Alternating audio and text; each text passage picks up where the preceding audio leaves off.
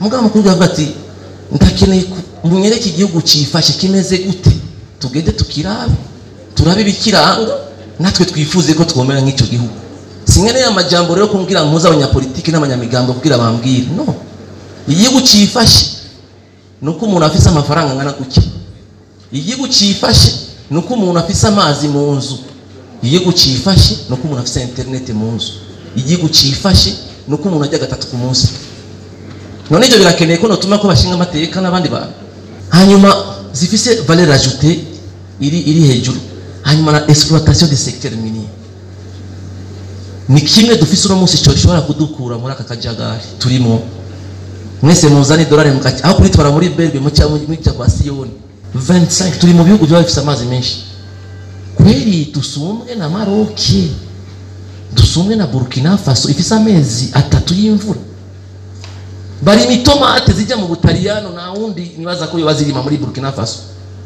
imvura iragwa amazi yose barastoka bakaca bagira navuze ibintu bisanzwe sanse kuvuga Gaddafi yakishije ikiyaga muri desert sinavuze cyo Egypte yakoresheje nini ese ibyo nitwobikora kugira tuduze umwimbo kuya lo gap ari nini cyane mugani twesplata unikere iyi ya madovize tubura yo chaza cette fois ukeneye kuvunja tukuvunjira yo ushaka kandi rero ifo yuko biba profitable ku muntu wese faut pas yuko ibintu byo muri mu mamine biducikira ibyo bita le syndrome hollandais la malédiction des ressources tutegezwa ko evita ibyo byose kila muntu wese ashikirwa igihugu cyifashe gifise la part du secteur industriel muri PIB abari nini le niveau d'industrialisation est rapide j'ai no technicien no munyapolitiki il faut dépolitiser le développement il faut dépolitiser le développement nyakuba utwara diaspora icyo kintu mu gikorereko tugire diaspora économique pas diaspora politique bwa kabiri ndaza kuvuga le concept ya emergence igihugu cifashe kimeze gute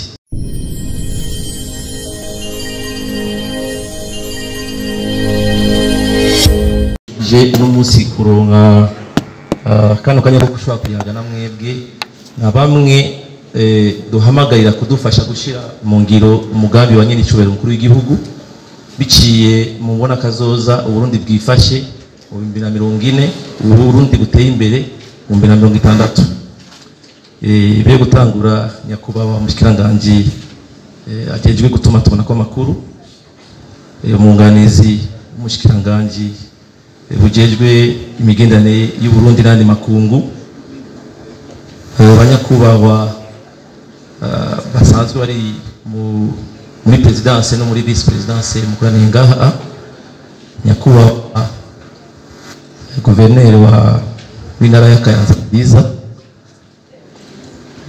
mwese muri ngaha abadministrateur bo ngaha mu Kayanza muri ngaha abakadre bose muri ministeri jeje gutuma imigenderanire y'igihugu imigenderanire y'u Burundi n'abandi makungu nyakubaho mukuru atwara diaspora nabo bose mwaje muva mu bihugu bitandukanye muri diaspora y'u Burundi bafasoni bashingana yo muri ngaha umwe wese mu cyubahiro ciwe turabaramukije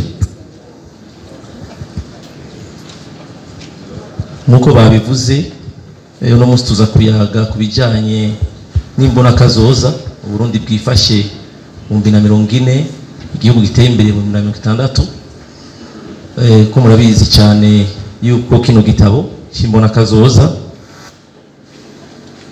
n'inyandiko y'umugambi w'igihugu hamwe n'ingene vyokogwa dushike kwiterambere mu by'ubutunzi mu by'ibibano mugabo izofasha abubu abazoza mu myakiza nikoresho yo turiko turakoresha ubu bijanye no gutunganya imigambi ya leta kuko turabizi yuko mwese afite cyategezo guterera muri iki kintu kikogwa si kintu cy'umuntu umwe naho tuvuga ko ari mbona kazoza y'umukuru w'igihugu nishobora kujya mu ngiro abarundi bose aho bahereye badashoboye guterera agaca umukumu tumaze iminsi turiko turayaga n'abatandukanye mu bisata bitandukanye muri leta amashengero mu migambwe uno munsi tukaba twatera iteka ryo kuganira na mwebwe kubijana n'imbona kazoza mwa bamwe bashobora kudufasha kwishikako ko muraza kubibona twaza kubereka hari byo twita inkingi zitanu.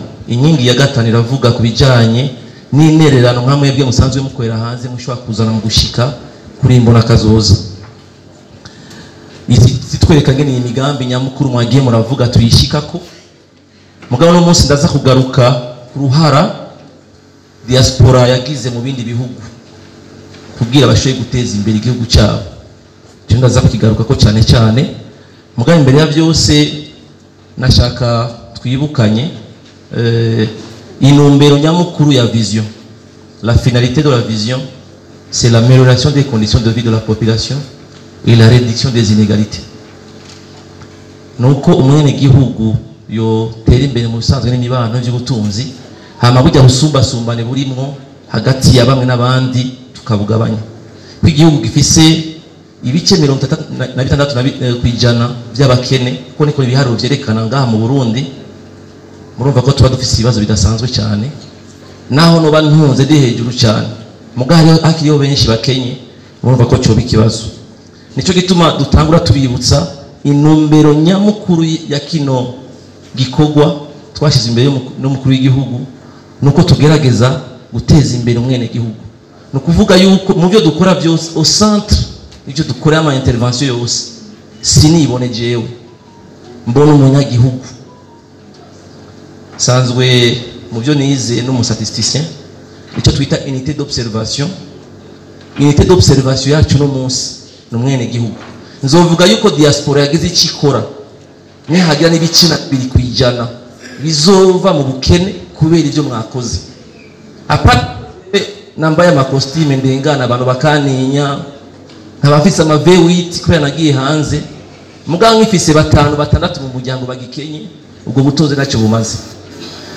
Tuca tubicisha mwe mu Iburayi murabizi la classe moyenne nizo zigira economy.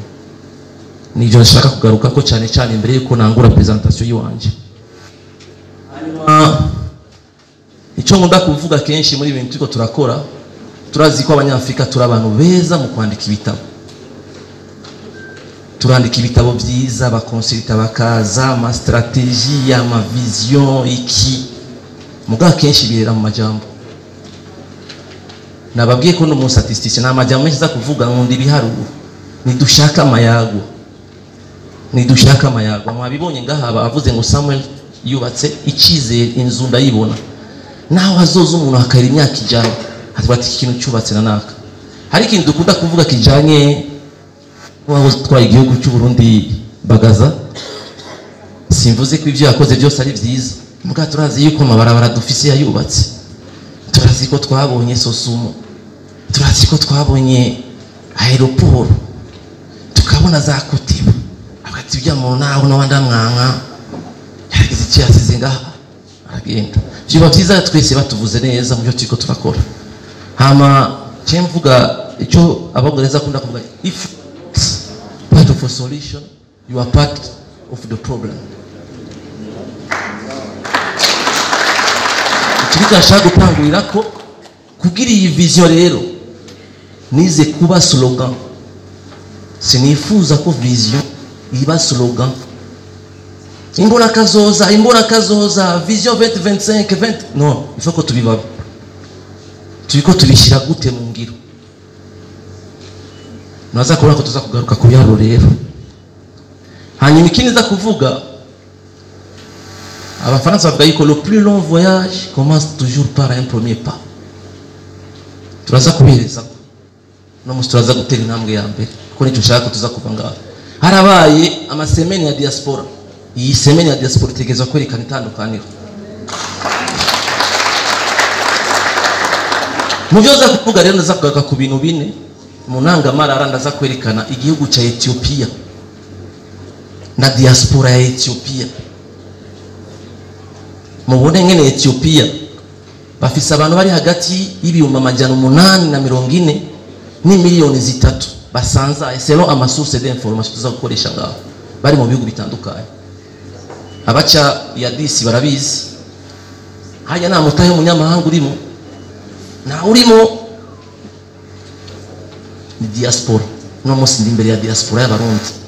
Ikindi za kuvuga kugira mbandanye. Je ndo umutekinisi, ndo umunyapolitiki. Il faut dépolitiser le développement. Il faut dépolitiser le développement. Nyakuba utwara diaspora. Ico kintu mugikorereko. Tugire diaspora économique, pas diaspora politique. Mbwa kabiri ndaza kuvuga le concept ya emergence. Igihugu cifashe kimeze gute? Kuko baza bati iyo vision yanditse abantu bangahe batatu bane, ariyo bamwe bayanditseko. Ngo ni baduhamagaye ngo tuze kuyivuga icyo tuyivuzeko. Okay. Mugabo mukuru bati ndakeneye munyereke igihugu cifashe kimeze gute? Tugende tukirabe. Turabe bikiranga natwe twifuze ko twomera nk'icyo gihugu. Singene amajambo rero kumbwira mpuza abanyapolitiki n'abanyamigambo kugira bambwire. No. Igihugu cifashe nuko umuntu afise amafaranga ngana guke. Igihugu cifashe nuko umuntu afise amazi mu nzu. Igihugu cifashe nuko umuntu afise internet mu nzu.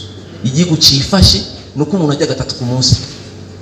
None ibyo birakeneye ko notuma ko bashinga amateka n'abandi bantu. Ibikeneye. Iyo concept ya emergence ni kugira tubone iyo turiko turaje. Mu byo turiko turakora nuko twifuza kubikura mu majambo ku rwego hejuru. Tubwira abanyagihugu ati ubu rero umunyagihugu yifasha abameze gute? Kugira naza kwigisha ujejwe intwaro ku rwego rwo hasi amenye imihana ingahe afise itifashe. Kugira amenye ati ndatanguye manda nari mfise imihana 3 itifashe, 2 narayikuye muri iyo situation yari ifashe ubu. Icagato ndaza kwerekana iyo vision, la finalité, naza icyo twita amanje bijya ibintu ifatiro ni bitatu. Haba mu turavuga amapilier, turavuga ama objectif. Ndaza kunyarutsa ko no munsi navuze ko tuza gukora ikintu cerekana ko diaspora yahagurutse. No munsi turaza kubikora. Nibyo tuza kuvuga no munsi. Ndabivuga nyarutsa ko mfise umwanya mutoyi. Aho twari kuri stade nari mfise amasaha menshi kandi nari mfise itegeko kuko ndabivuga uko ndavyumva. Muramba bayina twari twifuza ko two project kugira mubone bino biharuro. Navuze ko nangurira kuri Ethiopia. Diaspora yo muri Ethiopia uno munsi iri hagati selon ama statistique ya Banque mondiale na banque ya Ethiopia, la banque nationale, iri hagati ya 848,000 na 2 à 3 millions d'Éthiopiens basanzaye ku isi. Dufatiye ku biro bya Banque mondiale 273,500,000 baba Ethiopia bari muri Amerique du Nord. Igice kinini kiri muri Amerika. Abakurikirwa no muri Moyen Orient, bamwe bari Arabia Saoudite ku bya bindi by'abakozi, abacadisi barabibona kenshi. Usanga abantu bambaye dupira bagiyeyo. Kandi turashimira ubushikiranganje bugejwe imigendanire bwaratanguye. Mwari muzi yuko amafaranga tumaze kurapatira no munsi ari kuri konti yabajya angana ni miliyoni 6 z'amadolari. Diaspora turi kurangaye igihumbi cy'amadolari. Abakozi bagiye twihare n'icyabwenge nyinshi ngaha kuri ya konti sijana nabyumvise ejo ariko igihumbi. Mugabo no munsi ifoko tugenda ico gihumbi cyaduze. Muri Afrika dufise 159, muri Europe dufise 140,000. Ivyo ni biharo ngene la répartition. Muri Amerika 32%, Moyen-Orient 30%, Europe 17%, Afrique, Océanie bice bikeya. Navuze ko ngundi biharuro. FMI nayo ikacerekana neza na banque ya centrale ya Ethiopie le montant des transferts. Kuko ndiko nerekana le rôle des transferts des migrants ya diaspora muri développement. Un rôle il considérable muri Ethiopie. Ibiharuro bya FMI byerekana yuko ku mwaka ni miliyari 5 n'ibice 5 by'amadolari y'amafaranga ava hanze y'aba Ethiopia aza muri Ethiopia. Ça représente 9% du PIB. Muche mufata igihugu nka Ethiopia, PIB yayo muri bice 9. Kandi ugiye kuraba ibiharuro 70% y'iyo montant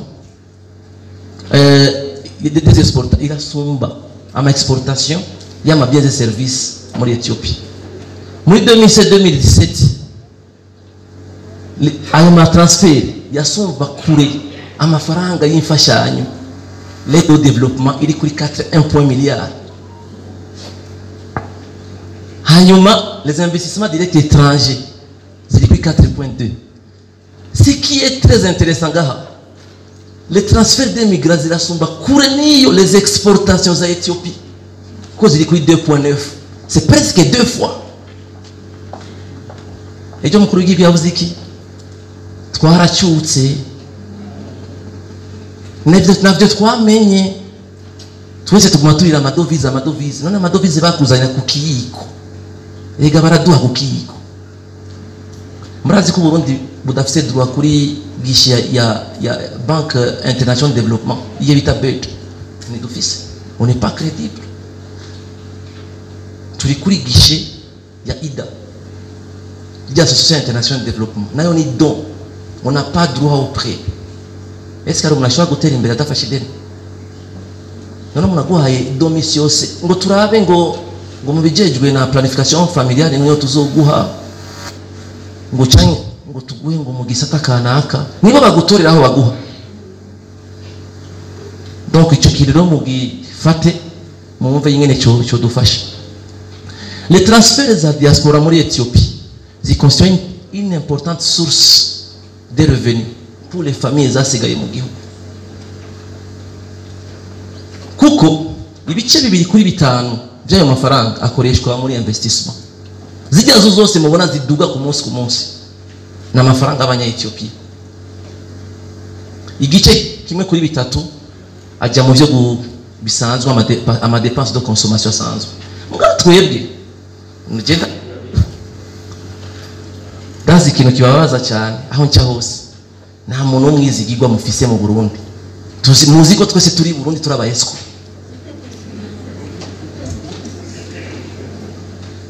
Icyo rero kizi ubwizigirwa twarabutaye turabizi. Niyo sensibilisation turiko turagira. Ndazi ko mufise amafaranga mugati dukorane nande, kuko uzawumva anyakubesha ari mu gitanda ngo ndi muri kira hospital kandi atariyo. Bagenda kumvera icyo gasanga bamurunkiye amadolari 500 mu cyangwa cikinege. Turiko turagikorera ko nacyo nyene bwa bwizigirwa. Amafaranga menshi twora bamurungika ajya muri ivyo. Muga turakeneye kubona Samuel Hope nka 5. Zo dukeneye kubona za Fabrice nka 10. Turakeneye kubona abazanye imigambi yo kurima amavuka cyangwa umwe w'ingurube umaze cisha muri douche mbi ari heyo no munsi. Turakeneye kubona ingurube zigwira nkuko twabibonye zamaze kugwira. Donc byose byo dukeneye. La majorité y'amafaranga arungikwa bayarungikira abantu mugabo mu ntumbero yo gukora imigambi. Ama ONG ama transfer ajya mu bintu caritative ni make cyane. Tuve mu bintu by'imfashanyo tubive mu ibyo bintu byo kumurunka amafaranga ngo mariage ngo cyane diplôme. Non, il faut que tubivamo. Ayo mafaranga rero yavuye muri Ethiopia avuye hanze afaciliter les investissements. Ndaza gushika muri vision icyo twifuza c'est la transformation structurelle de l'économie. Iyo tuvuze la transformation structurelle de l'économie no kuvuga ubutuzi. Donc économie wacu est fortement dominée par le secteur agricole kuko ça représente entre 35 et 39%. Mugabo l'industrie iri ku bice 16, les services ziri mu 40%. Na gihugu na kimwe cyateye imbere kidafisa amahinguriro. Simaka ngira amahinguriro nkaziya za BMW cyangwa izindi no. Muga mfise nk'utumini industrie duto 10 duhingura ifu y'ibigori, duhingura ibindi bitandukanye. Turatanga akazi kandi niyo economy ibimeze neza kuko ni ibintu bamaze gutransforma birabikika bigatuma yuko naho no musi wabashoke kuri marché international ndashobora kubika umwimbo wanje nkagurisha ejo. Mugasi cyo kimwe nikaho memo muzi ko dufisa amatoni ashika 220 by'icayi bijyamye bitaro mu isoko vyuzuye Mombasa. Icyo nacyo muraza kukidufashamo. Bari bansavye ko ncishiyo mesa kwikawa no kucayi turibwa gose tuva ngaha batubwira yuko bagurisha ikiro cy'ikawa amadolari 3 kandi hanze bakigurisha 10. Kubera mudafise mutatuvugira mwebwe hariya ngo tumenye abo dukorana bufuri tubana yatwibwa. Donc turi mu investissement rero mugayo byakunze kubera iki nuko abajeje ministère affaires étrangères baze kunyumva neza. C'est la mise en place d'une directive autorisant tous les Éthiopiens ou personnes d'origine éthiopienne baba hanze kugura un compte en devise mu gihugu cyabo bakaborohereza. Mugani twavuze ko tuborohereza mu cyemo cya kwa Siyoni. Kubu kila mwana tegeza kugira amapa de responsabilité. Nina korohereza uno munsi nkaguwa exoneration. Mwanga numva yuko wazanye ibintu cyujya kudandaza handi. Nituzo turiko turashika kuri cyakiye fuko tuvyumvikana ko neza. C'est plafond ya 50,000 niyo bavuga ko tarenza. Ubu muri Ethiopia shakuzana miliyari 10 urashira ko nta kibazo. Andiko ndatanga amapiste kuri affaires étrangères. Abane tegeza gukoko kugira aba il faut des mesures incitatives si umuntu aza akazana mara yiyo. Ari kintu twumvise mu idogera kijanye na transfert kiri muri loi des finances ko turakivuga na ministre de finance ama transfert yuko iko ma taxe menshi. Ce qui n'était pas le cas avant bituma muca kuzina inzira. Donc icyo no kuva yuko yo message yaramaze gupasa turayizi tuzora abanye tugikorerako. Diaspora yabo isute les projets de grande envergure tels que le barrage de la Renaissance mumva izotanga ama megawatts menshi cyane. Muri mva ko diaspora ifisemo motahe wa 56 millions. Est-ce que nous avons un chemin de fer kugira twimbura ubutare bwari muzozana amafaranga? Yego. Tukene 1.4 milliards de dollars kugira chemin de fer uvinza musongati ishike. Tumaze kuronka kubera bya bindi baduha ko kiko. La bade yaduhaye miliyoni jana. Muri 1.4 ikavuga ati nawe uherekeza wicaye nawe nyereka icyo utegeza gukora leta y'u Burundi. Nuko twiyemeje ubu muri budget kila mwaka wose gushiraho equivalent 100 millions de dollars muri budget y'igihugu. Bisigura ko le projet na 6 ans 7 ans no kuvuga au bout de 6 ans la part ya gouvernement muri yo projet zonga na 600 millions de dollars. Nazajana baduhaye muri BAD. Après 3 ans bazotwongera ijana. Ce qui va faire 700. Turacyafise gap ya 500 millions de dollars. Mumve ko tubakeneye twakuze twumva musonga ati twese none dupfe natwe tutayiriyeko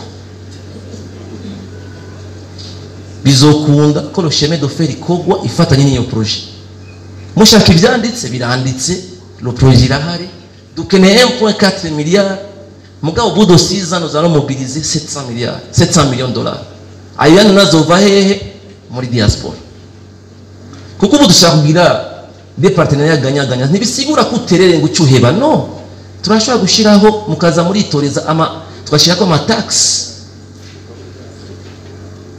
kuko ku itoni imwe chemin de fer ni akogwa tuzora tuganya $100 ku itoni imwe $100 ku itoni imwe ni muje muri hobere murabi bidandazo byinjira byose ko bingana muce mugwiza ijana iyo manka ganye tuzoba tukuyemo.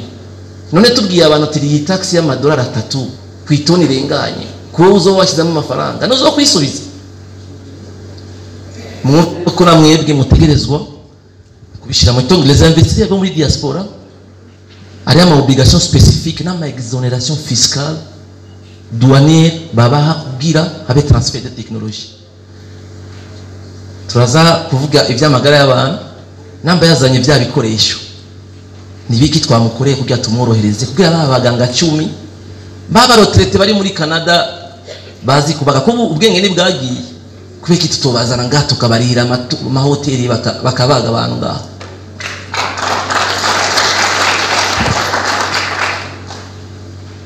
Uburundi nanje kuvuga vision rero kugira twumvikane vision rero hajya kwa rubya ndabashiremo ndabari ku ruhara rwanye tubiteze kwiki.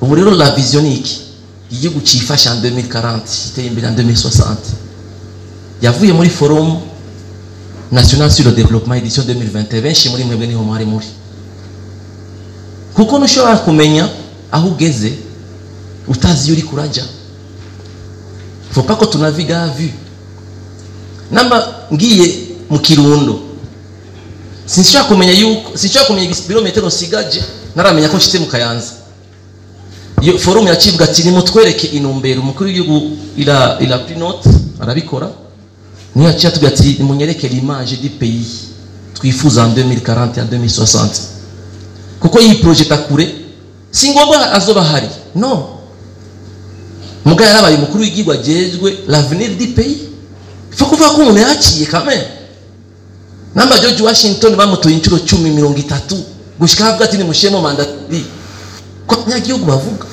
tubona monima za Roosevelt zihagaze nuko aba bantu bafite icyo bakoze havuga ati ni munyereke rero l'image twifuza iyi image iri fortement dominée par une industrie kuko sans l'industrie ndishobora gutera imbere ivyigwa birerekana le lien entre l'industrialisation na développement nijo tubona ngaha kuko nishobora kuaccéder la richesse, je créer la richesse. L'exemple est que l'État a fait des efforts pour subventionner les engrais chimiques. On a équivalent à 70 000 tonnes. Zibigori. Est-ce que toi, tu as un franc ou bien tu as bigori, tu as un bikahano muri stock? Ou muri diaspora ringa. Aho herere bafise umwimbu mwinshi. Wazanya mamule angahe pour la transformation. Naragiye Maine ngura ikiro cha kaunga madolari 40. Ikiro cha kaunga $40. Imikeke ine yavuye ikigoma nayiguza madolari 50. Tubuziki none muri ivyo kugira dushike kuriko. L'image on dit avec une économie forte et compétitive. Quand je parle forte et compétitive, une économie ne peut pas être forte et compétitive qui dépend du secteur primaire. Covid yaravyerekanye États-Unis cyari gihangange gikomeye nagafuka munwa uje kwagwarira kuri aeroport n'aba Canadien agafuka munwa sinzi ko mumvise l'histoire y'indege yabaye détourné kubera bufuka munwa bwaize muri Amerika Canada yabiguze mbwa abanyamerika barabidetuna bagura ibindi pour dire quoi sans l'industrie ntushobora kuva guteye imbere twaragiye mu ma service c'est vrai arazana amafaranga rapidement mugabo sans l'industrie ne peut pas ntushobora kwideveloper navuze ko 40% du PIB y'u Burundi biri muri secteur des services je suppose ko Covid bari no munsi twese tugiye mu mazu bizoca bigenda gute je n'ibishobora gukunda rero dafite une industrie compétitive hanyuma une croissance soutenue des produits répondant aux normes de qualité nico gituma BBN tegezwa gukora neza kugira vya bigori vyanje na yafu nakoze neza l'emballage imeze gute les normes kugira muri Amerika ningize bimeze gute da respecta norme izo la production yiwanje mwa murazi kwikawa uno munsi ngo bari kwagira ngo ivya norme ya deforestation muri Europe ngo bazoza kuraba kutayiteye hano waciye ibiti c'est une façon yo kugira iki café yawe bayi niyo yagaciro est-ce que yo norme ko tuyazi qu'est-ce que nous sommes en train de faire pour anticiper kuri ivyo vyose la qualité ni kintu gikomeye cyane kugira une économie produit avec be compétitif sur le marché international ikindi naco c'est l'expression y'umukuru w'igihugu ni bino ngira mwara bibonye cyo ni bino biri mu maraso yiwe si bino cyo kuvuga ngo by'ama politique cyanye kiyoya kumva yuko umunyagihugu yohindurirwa ubuzima ni ibintu biri mu buzima bwiwe donc c'est sa volonté yo kubona ama secteur levier de changement ari mu opportunité d'affaires pour le développement kugira tugira igihugu kibe giteye imbere ndaza kubereka deux projets z'abantu bo muri diaspora bari ngaha turiko turakorerako turiko turabakompanya muri biro yiwacu kandi c'est un rêve réalisable du Burundi avec de bonnes performances économiques et des conditions de vie décentes nambu no munsi Fabrice nyashobora kura abantu 10 akabaha inzu nziza abigisha bacu abafonctionnaire bacu akabaha inzu nziza so biko radufasha ya contribuer ku yadugije investissement muri PIB bizoduga n'abantu buzima bwabo buzohinduka si bya bintu byo ngo turonke icyo kujya gusa ko twaranze icyo kujya mugaye foko n'umufuko wose uronka amafaranga siko kandi ivyo bikaba ku banyagihugu bose ivyo rero bisaba changement nico bisaba simvuge yuko nshaka iterambere hanyuma nahe saa 9:30 Yesu ugiye gukora ikimurira saa 9:30 franchement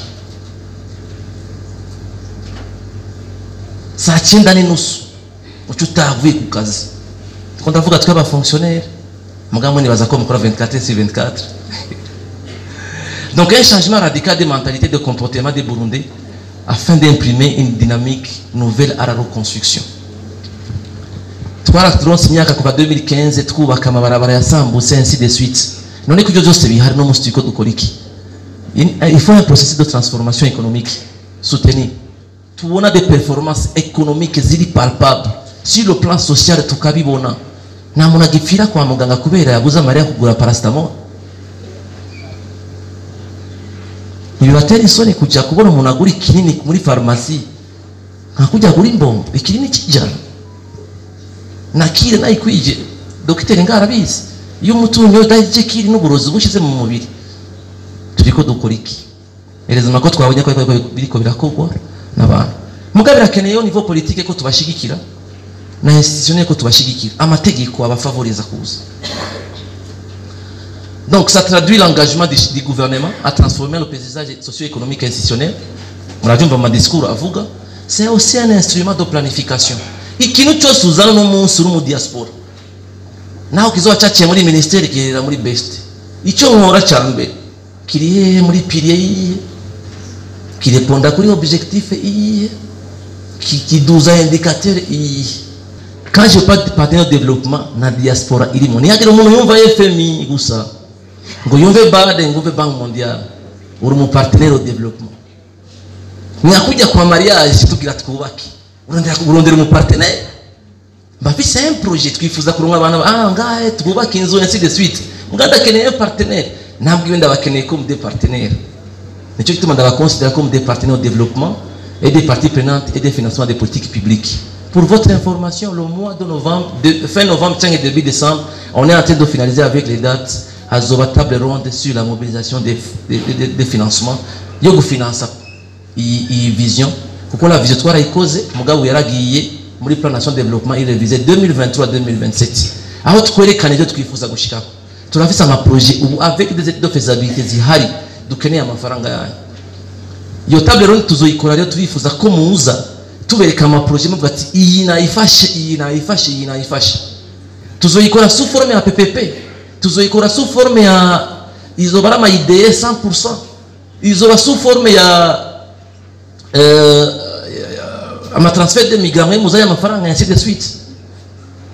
Aya ma projet arahari na site ya vision ndaza kubereka turiko turayidevelopa kugira dushire kije byose mukeneye muzora mubisanga ko rero ni fait de route rero twe nk'abari muri bureau stratégique icyo dukora no kuraba wiko byankenerwa byose biriko biraboneka kugira tubishire mu ngiro.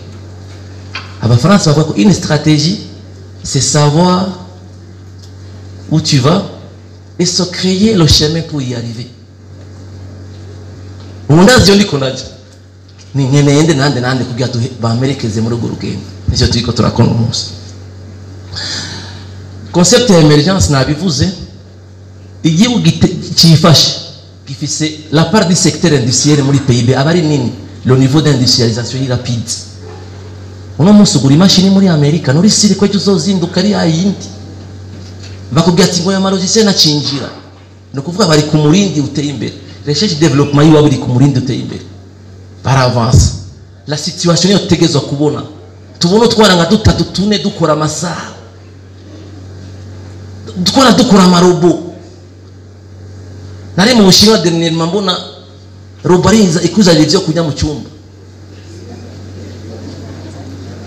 ikazi kaba nashitse ku muryango ugurura kuri ascenseur kavuga ati nashitse ugurura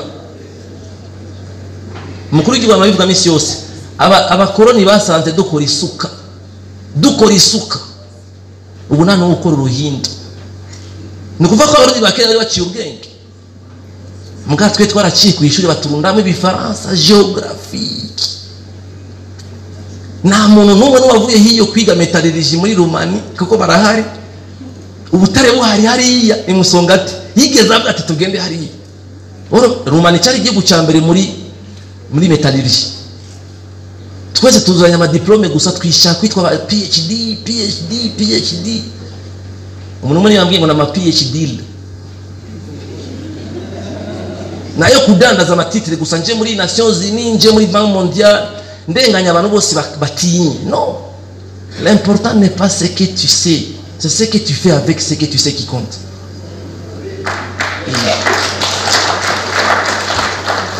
Donc nos attentes, nous avons la réduction de l'écart entre les pays, zigabanuka. Nous, tunamatiko turakivugana na son excellence. Razugiye mu nama akafata ngo yaserukiye igihugu cyanyuma ku isi. Muri concert des nations. Est-ce que muri babaziye muri train cyangwa muki bigu utinya no kuvuga iyuva. Mudufashe rero tugiye réduction rero. La situation twifuza nos attentes nizo. Icyo nacyo tuzobibona les bonnes performances macroéconomiques. Nous pouvons que le PIB wategezwa kuboneka tukure PIB yacu kuri iri kuri 357 tuja kuri 2000 ndaza kweba kubiharura tukuru umuntu ku myaka 60 yo kubaha espérance de vie aje ku myaka 90 twese turashaka kubona abavyeyi biwacu baramba ndaza kubaha example nitwashika aho hantu je mutamakazi yapfuye mu maboko tuvuye muri scanner kubera dutonze umurongo twabuze nyene twinjira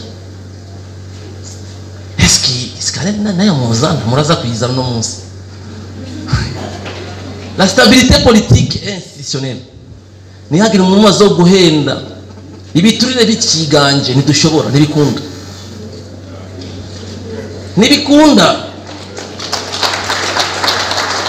tucyumvira yuko dukubita amacoup d'etat nibikunda fugira icyo twubaha ese ni wamutoye muri 12 millions. Est-ce 12 millions abize probabilité ni combien ni mu marore murabe. Est-ce 12 millions la probabilité yo kuba umukuru w'igihugu ingana gute kubera iki yamutoye we itagutoye wewe ubaharera ivyo batoye abantu twije kuba inzego ivyo muraza kubibona mu ma indicateur kuko arimo mu ma indicateur icyo bita la stabilité démocratique. Muri stabilité démocratique c'est le respect des cycles électoraux. Nukubahiriza batowe simvuga ngo namusomvye amashure ngo namusomvye amagrade none shaka yagiyeho ega ni umuvyeyi nawe utora umuvyeyi wiwe. Donc icyo rero la stabilité gouvernance leadership icyo twuvuze tukakishira mu ngiro ivyo ni bimwe vyerekana ivyo byose. Le fort développement du secteur secondaire nimwe nako ndavuga byabindi turima cyacayi bwa butare tubutransformer byose bizotoge l'indice ikitweka rero yuko igihugu gitera imbere c'est l'indice développement humain c'est un indicateur composite irerekana by'amagara y'abantu éducation ikerekana protection sociale ikerekana umuntu ngena bayeho nico gitwa muzobona yuko les statistiques zarahindutse le Nigeria ari igihugu cya kabiri ku isi iko muri Afrika mugabo kubera PIB yabo yaduze ikimbere Afrique du Sud mukana ari cyambere en terme de PIB si cyambere en terme d'indice de développement humain kuko muri Nigeria ari ama classe abiri ari abatunze n'abakenya mugabo muri Afrique du Sud malgré byo baciyemo ravuga ati ujya muri ari mu township ikayirisha muri Cape Town ifuko tumukura muri ya mabati tumubakira ama logements sociaux bazi kubaho. Donc on a essayé de réduire ayo maïka. Donc l'énoncé de la vision nuko d'ici 2040 tuzoba tufisiye gutekanya atamuntu azinduka yibaza ngo ejo ngo turahunga hanyuma umuntu wese abeho neza atamuntu ashobora gupfa pour une cause évitable. Abantu bapfa kubera malaria n'ukuri tubafise hanze umuntu yicwa na bilariziose tubafise hanze mushobora kuzana amazi aho muherereye ivyo bintu c'est évitable. Ije barabirengeye abandi nambona kivuga ngo ndabuze byonjya za kwiyumvira neza zogira vacances ya Hawaii sinza kwiyumvira neza kujya mwijoro. Donc ivyo ni bibazo dushobora gukuraho une économie compétitive tirée par des secteurs agroalimentaires dufise ikawa nziza dufise ivyo kujya vya kanovera kubera iki tutobi transforma tukabidandaza twebwe dufise byinshi cyane mugabo on peut miser sur la spécialité akanovera gusa kuko je ne peux pas aller compétir avec le Brésil izana amatoni n'amatoni y'ikawa igasuka mugabo kundandaza akawa kameze neza reka ntwari duke nkaba bandi bene wacu ngaho haruguru uretse ko Starbucks yose harimo ikawa ngo made in à côté mugabo yose ivanga iwacu. Ndi muri komisiyo jeje gukurikirana iby'ikawa muri iyi minsi on est en train de tout faire kugira tuzibire ntihagende nyinshi igenda hariya. Eske nta muntu n'umwe ngayo yokugura akadosa ya Star Bus tugatwara? Nababye ko dufise icyayi cyuzuye mu mastoki. Nimwagenda muri Green Park ndabasabe muce mu Iteza. Murabe ngene icyayi kiko kironekana ko twabuze aho tukigurishiriza. Icyayi cyacu gifise fibre nziza. Naho bisabisane n'ahandi hantu. Hanyuma zifise valeur ajoutée iri hejuru. Hanyuma na exploitation des secteurs miniers. Ni kimwe dufise uno munsi cyoshobora kudukura muri aka kajagari turimo. Mwese muzani dolari mukati aho kuritwara muri Belbe mu cyangwa mu cya kwa Siyoni. Kuya lo gap ari nini cyane. Mugani twe exploiter uniqueur iyi. Ya madovize tubura. Yo chaza cette fois ukeneye kuvunja tukuvunjira yo ushaka. Kandi rero ifo yuko biba profitable ku muntu wese. Faut pas yuko ibintu byo muri mu mamine biducikira icyo bita le syndrome hollandais, la malédiction des ressources. Tutegezwa kwevita ivyo byose kila muntu wese ashikiye. Hanyuma nitwibagira rero ibidukikije hamwe n'igitsina. Faut pas ko dukora politique idefavoriza bamwe n'abandi. Donc mu majambo makije nako ndavuga la finalité ya vision, c'est l'amélioration des conditions de vie de la population. Nizo nako ndavuga ngaha.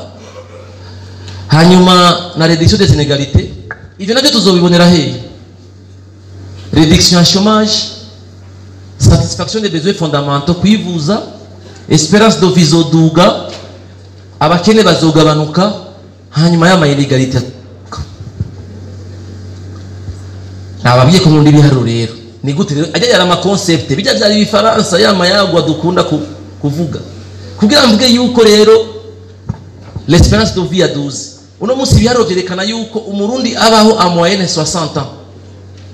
Twifuza yuko en 2040 tujya kuri 64.3 tukaja kuri 80 ans en 2060. Ibiharuro byo muri rusansuma tuzoronka bizotwereka aho tugeze muri espérance de vie. Taux de croissance de la population.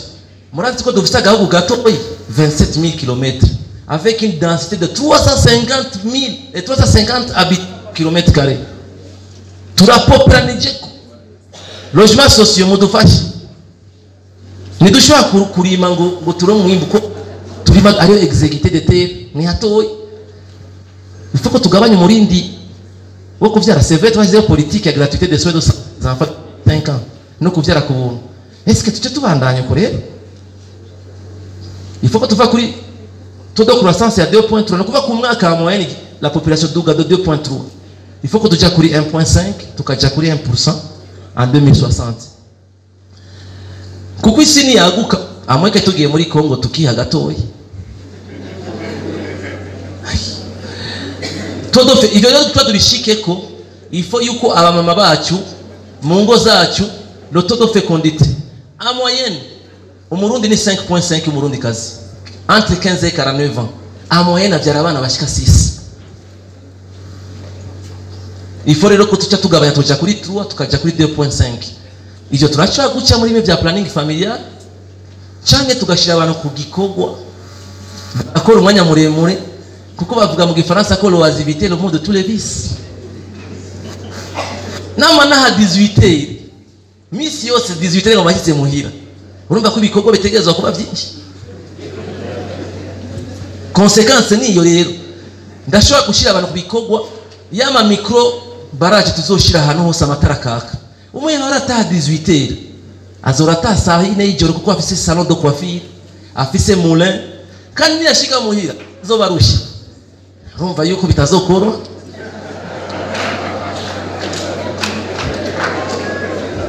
Nababwiye yuko une stratégie c'est savoir où vous allez et se créer le chemin pour y arriver. Nous kurondera inzira zo twocamo kugira dushike kuri ibyo bintu. Ikindi turabira ko ni indice développement humain mission c'est chaque année PNUD de la publier. Ubu turi kuri 0,42 sur une échelle de 1. On vit bien bimeze neza par rapport à la moyenne turi kure à moyenne y'ibindi bihugu twifuza kuja kuri 5 tukaja kuri 0,7. Igiharo gikomeye ngase le taux de pauvreté monétaire 62,8% y'abarundi selon les statistiques zo muri 2022 En 2020 twakora enquête sur les conditions de vie des ménages n'abakene ni kuvuga yuko badashobora amadolari 2 ku munsi par individu. Les $2, les besoins fondamentaux, les échanges qu'on va couvrir avec moins de $2 par jour. Même si on a $20 par jour.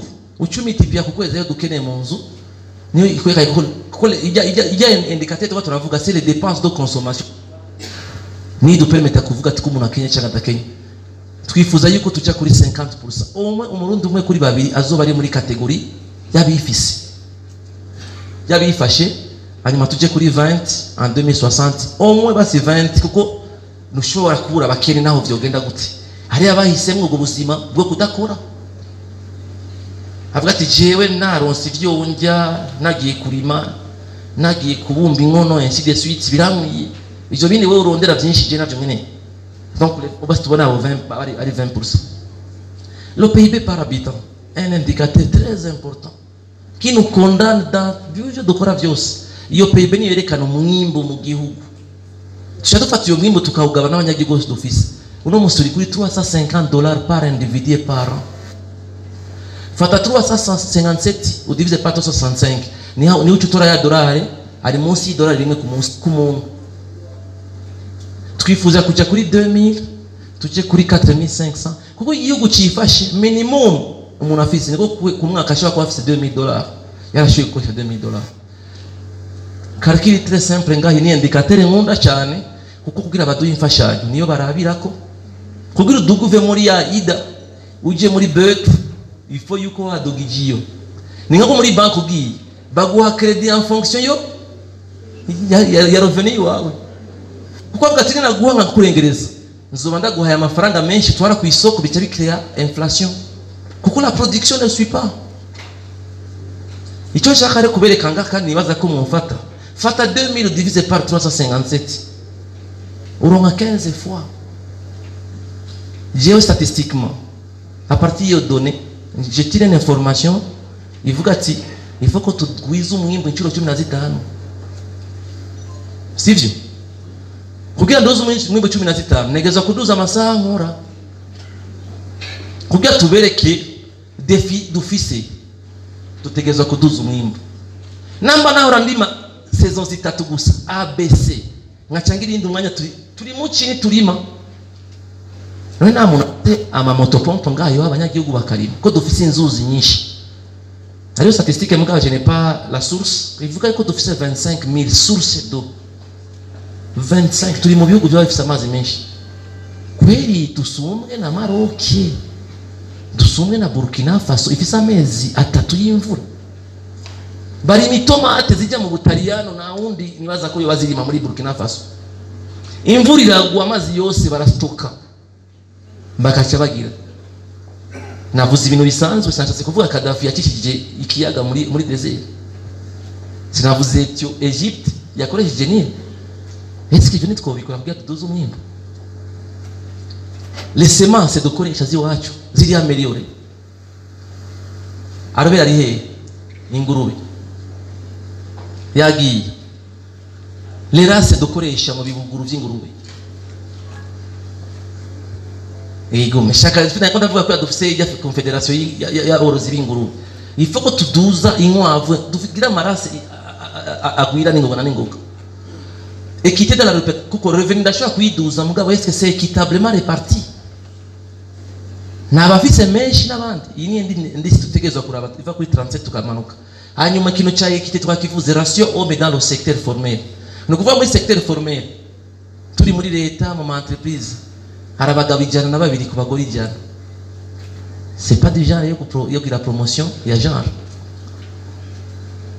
il faut que tu jana ku ijana hanyuma les salariés ni bijya mu classe moyenne umuntu arahembwa umuntu yakorambye ati muri Canada gusa ubu office revenu ya 5 babona gusa ko kuri konti yacha ko majana 5 shaka kubasabe carte de crédit ya 20000 baraguha ko barazi ko atawuzoje rero tudafise abasalarié bafise kuko ayo la théorie du revenu permanent ivuga shaka uhembwe 17000 nariko ndavuga n'umuntu urabona nk'umuntu umuplanto dans une école usanga benshi batarenza 17000 mugabo ugiye kuraba ubuzima bw'iwabo afise un revenu permanent baca biyunganya n'abaplano 15 bakaja muri banki gusaba un crédit collectif kubera babona yuko 17 biguma bica kuri konti baramuha il faut que tuza les salariés muri ico kintu turiko turakora ubu turi kuri 14.2 tuje kuri 30-70%.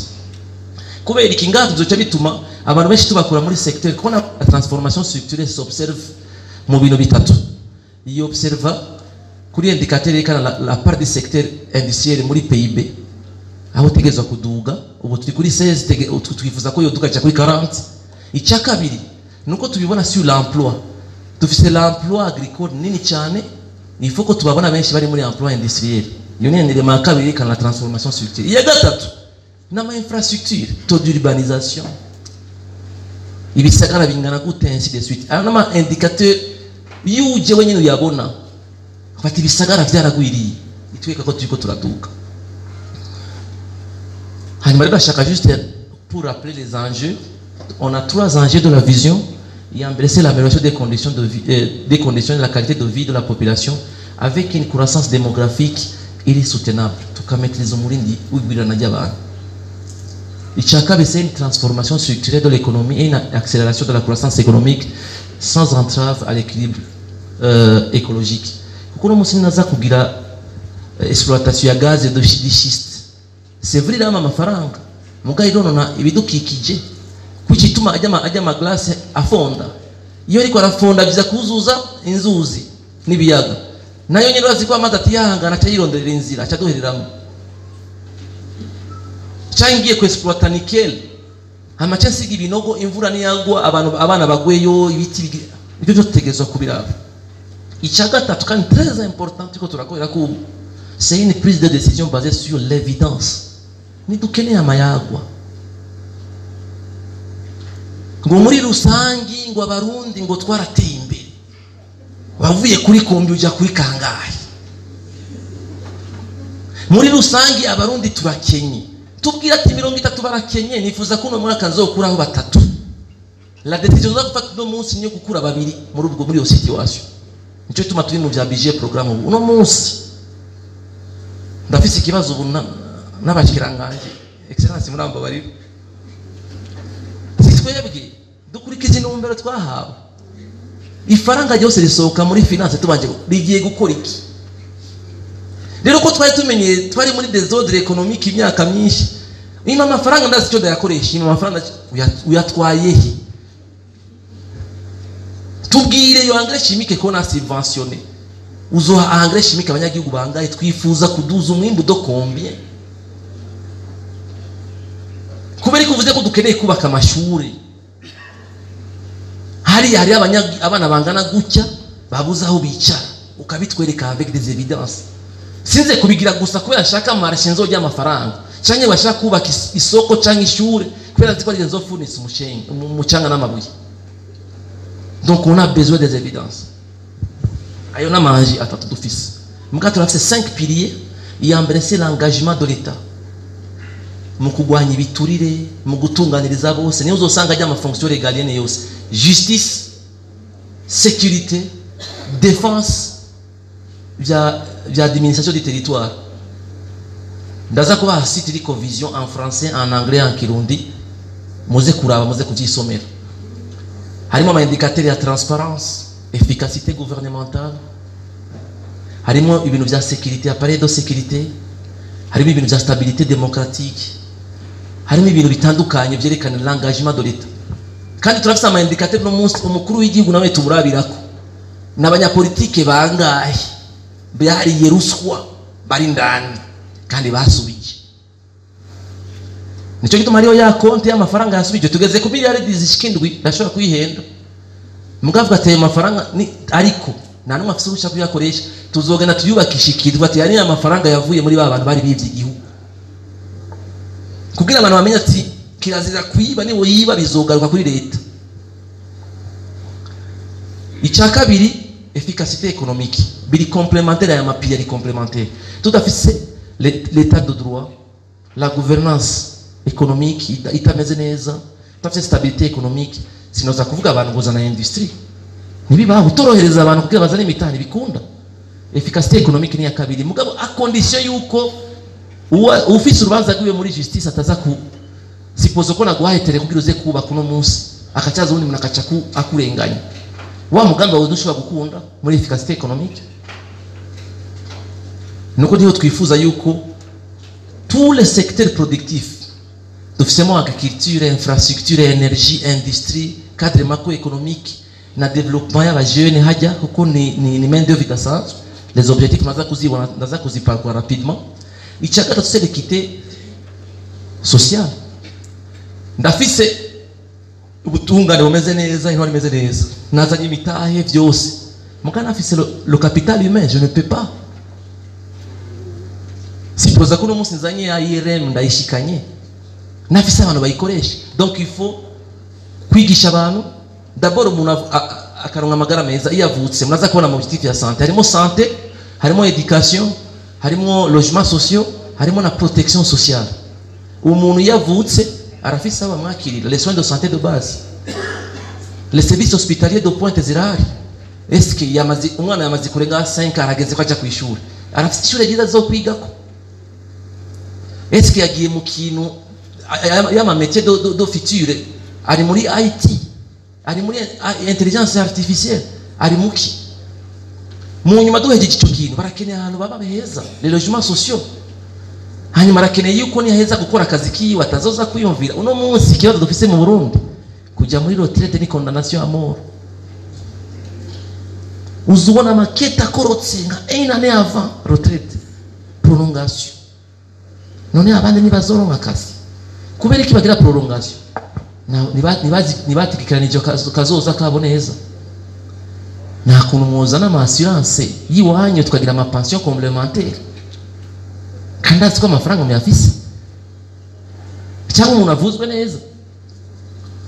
Puis ya kane écologie et patrimoine durable, le développement sans la préservation de l'environnement na chimaze, sans la préservation de la culture na ma tradition na chimaze. Hamuraza kuona autant de sites zizoba aménagés, l'histoire yiwacu tukayimenya ainsi de suite, ikibira kikaba restauré kugira turonka kayaga keza ainsi de suite. Icyanyuma nza kubahamagaira ko cyane c'est le partenariat fructueux. Niho rero tubakeneye ari objectif imwe, mobilisation des ressources. Twaronse intwari imeze neza, efficacité économique, turafise capital humain, l'environnement est préservé. Amara zova hena niyo kubikora. Naberetse yuko tuyakura mu sources soit na maide. Donc d'abord cyambere ni mobilisation des recettes intérieures. Oberi izo kwinjiza ngahe, amakomine azokwinjiza ngahe, ama société publique azokwinjiza ngahe, les collectivités zizokwinjiza ngahe. Iyo ni source de financement ya mbere. Iya kabiri na maide na coopération maide publique tushaka soit amado cyangwa amapre. Muga twabonye objectif ya 10 ngaha muri efficacité économique c'est la réduire la dépendance vis-à-vis de l'aide extérieure. Kugira byabine byo gucyuka tuve ko il faut qu'on réduise nkuko twabibonye muri Ethiopia babikora. Now irimwo muga l'objectif c'est de réduire les aides. Au profit de quoi? Des transferts des migrants. Au profit de quoi? Des idées. Au profit qui y a ma exportation kazana amafaranga. Ikindi le partenariat public privé ko ari ama projet ashobora gufinancer umuntu. Chemin de fer no shobora kufinancer umuntu. Nibikunda. Ndakeneye yuko uzana amakeyi, undi akazana ni makeyi ainsi de suite muga tukakora ikintu kimeze neza.